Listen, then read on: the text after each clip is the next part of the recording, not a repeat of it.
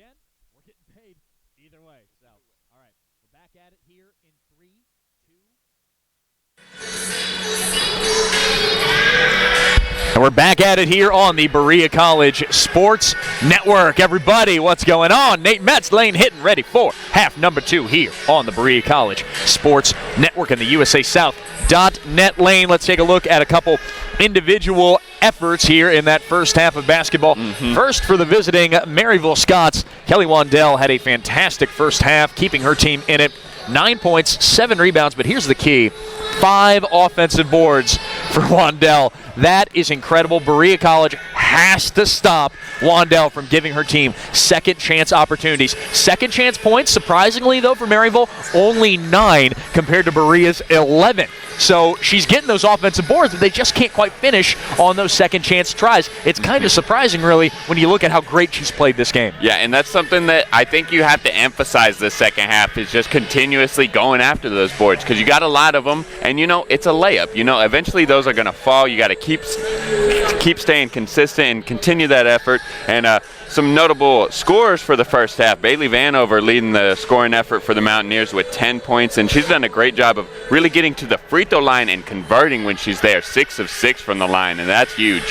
So along with her, Aaliyah Hampton has 9 points. Not a bad game for her. Took a little bit of time to get going, but Destiny Love, 8 rebounds for the Mountaineers. Coming off of the bench and nearly having 10 rebounds in the first half when you weren't even playing pretty much for a lot of that first quarter. That is, in a word, incredible.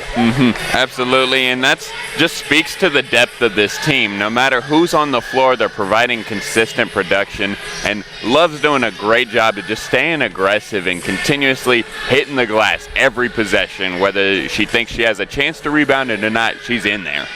Looking at the shooting percentage for each team, first for Maryville, 27% from the floor. That's going to have to get better. A lot of their points, a lot of their effort has been in the paint lane, but things just haven't quite been able to fall. Berea College, not much better, shooting only 31% from the field, but thankfully for them, they were able to at least pick up their outside shooting some more, shooting 36%, which is definitely doable, and a nice average pace here for the Mountaineers. Yep, and both teams pretty poor from the three-point line so far. Berea started getting it going there a little bit in that second quarter and ends up with a 36% from deep, and 3 more made threes on the game, difference of 9 points. That's just about the lead right there, and we'll see if that changes at all in this half. Maryville shot 1 for 8 in that first half of basketball from 3. That's got to tighten up, I guess, and maybe a couple of those big shots are going to fall, but it's not going to start there for Maryville as they throw that ball out of bounds. 32-24, Berea College leads, and they're going to get the ball, right back immediately. That's not what you want out of your first possession.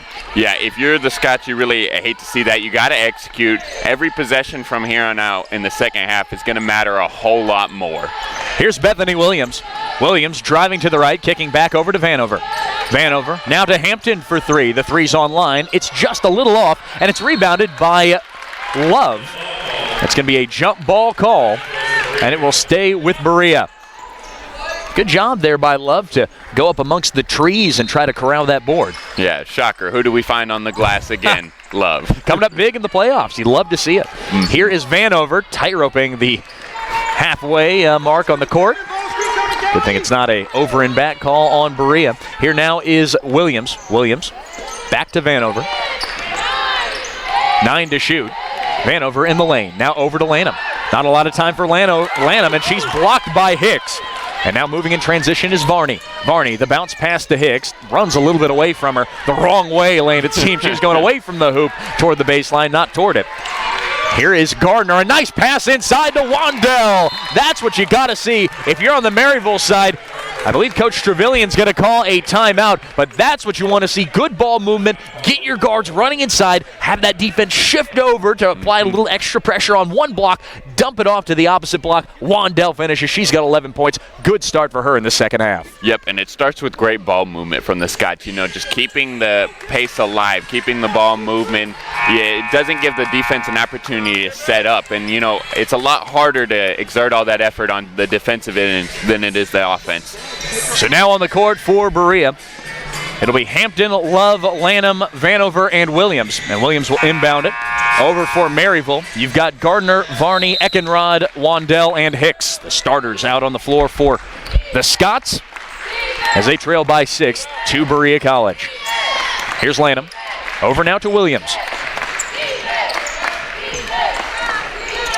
Hampton working the left side. A nice move in the lane. That one's no good. The runner can't fall. Good offensive board by Love. And now the three from Williams. No good. And rebounded again by Love. That's 10 for her in the game. And Incredible. What can you say? That effort, just continuously fighting for it. And this is a game that's really given her a breakout this year. We haven't seen her play at this level before. Here's Hampton. Hampton off the glass, no good. And a board goes to, not to Love, but she's going to get fouled instead. That's going to be on Wandell for the hold. What a great matchup, Lane. We were talking Wandell, a fantastic player, fighting hard against Love, who is playing above her pay grade, really, here in the playoffs when it matters the most. Wandell with the steal. No, they're going to say she tightened up the sideline and stepped out of bounds. It stays with the Mountaineers. Kirsten Barnes will check in now. So Kristen goes in for Bree Lanham, and she will inbound the basketball. Milby had seen enough when he saw that wasn't as crisp of a pass as he wanted. And Milby is one of those coaches that he's not afraid to pull you if he doesn't feel like you're playing at your best level. And the girls really respect that about him. You know, he knows that he is going to get the best out of his players. Whoever he puts on the court is going to play hard. Here's Hampton. Hampton working on Eckenrod, and that's going to be a check call as she bumps into Hampton.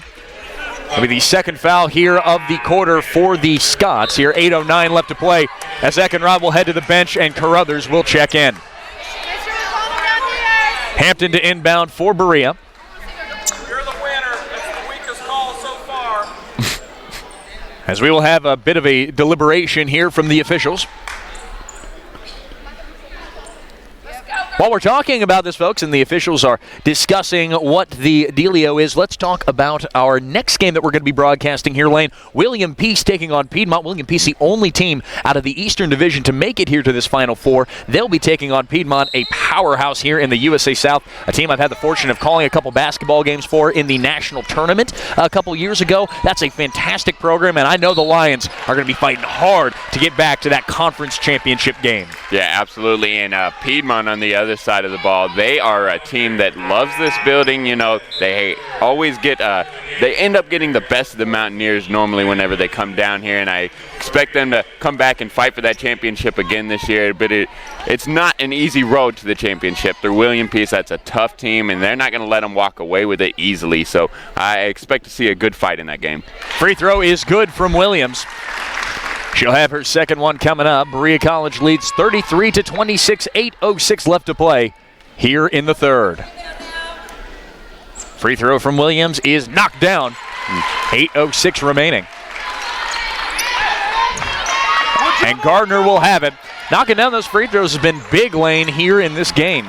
Berea really has been relying on it, but you know, sometimes when it rains, it pours, right? It's very easy to get when things start going the wrong way, right? And your free throws aren't hitting, right? It's always very easy to kind of put your head down and complain as Love pulls down yet another rebound. However, when you're playing a little sloppy, sometimes your free throw shooting can get you back into the game, actually. Absolutely, and free throws, the great equalizer. Anytime you can get to the line, get free shots, and stop the clock, I mean, it's going to give yourself a great opportunity as Hampton is called for that charge right there, a little out of control as she tried to kick it to the corner. Turnover right there. And that's the big question referees always have to ask. It's such a hard, I mean, I appreciate the officials so much at this level, considering they don't have a board that they can go to. They don't have a monitor that they can go to and say, actually, did that go off as someone? Exactly. And now at our level, from a time perspective, we're not going to complain about not having a monitor because, the monitors can extend a game by, dozens of minutes potentially. However, they really have to be sharp. They have to be on their game, and being able to admit when they're wrong, deliberate with their teammates, and work well has been awesome. In the USA South, such a blessing to have such great officials here for this tournament here tonight and, going into tomorrow as well. Here's now Barnes. Barnes can't hit. Another missed shot from Barnes, and Varney will have it. Varney passing up to Hicks. Pass might have been intended for Carruthers, but Hicks got in the way. Hicks now has it from 22 feet. That one's good. Knocking it down. If you're big, can be knocking down threes too, that's a good way to get you back into this ball game, Lane. Berea leads now only by 5. Yeah, and we see more of those players today, those stretch bigs, if you will, that really can space out the defenses. There's a travel called on Williams right there. Not happy with that call. Bethany Williams, number 2. Happy Feet 2, you could say, in that situation. Underrated movie, Lane, I would add. Fantastic. Ewan McGregor, fantastic voice actor. Here now is Gardner. Gardner at the top of the key. 24 seconds to shoot. 6:30 left to play here in the quarter. She'll find Carruthers. Carruthers looks off the three. Now pulls up from the free throw line. Can't hit. And it's pulled in by the point guard in Vanover. Vanover allowing her offense to form in front of her. Nope, no indeed. She's going to pull up from mid-range. No good off front iron. And pulled in by Gardner. Gardner now heaving it down, and it's intercepted by Richard Sherman. No, indeed, that's Aaliyah Hampton sweeping in front of that basketball and giving it back to the Berea Mountaineers. Great defensive instincts to grab that one as Williams shoots the three, no good. Too high arching of a shot, but a great board by Love.